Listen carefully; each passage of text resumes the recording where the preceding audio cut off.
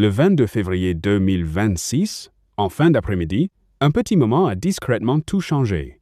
Jessica était chez elle en Belgique pendant que son fils Tony jouait en direct sur Twitch. En France, Nico, que tout le monde appelle Pog, a rejoint le stream.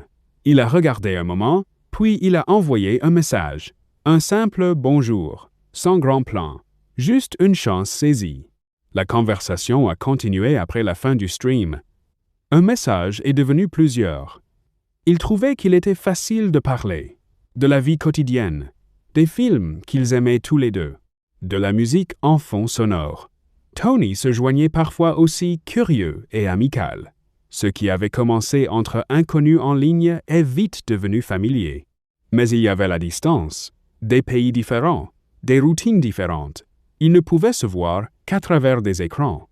Pas de promenades ensemble, pas de repas partagés. Juste des appels, des messages et l'attente du prochain moment pour parler. Malgré tout, ils ont continué à être présents l'un pour l'autre. Avec le temps, quelque chose de réel a commencé à grandir. Rien de bruyant, ni de dramatique, juste quelque chose de stable et chaleureux.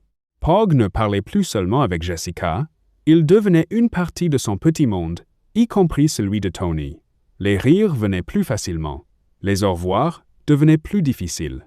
Ils ne se sont toujours pas rencontrés en personne, pas encore, mais ils se connaissent déjà de la manière la plus importante. Pour l'instant, leur histoire vit sur des écrans et à travers les frontières. Et chaque jour, les rapproche un peu plus du moment où le virtuel deviendra réel et où un simple bonjour deviendra le début d'une vie ensemble.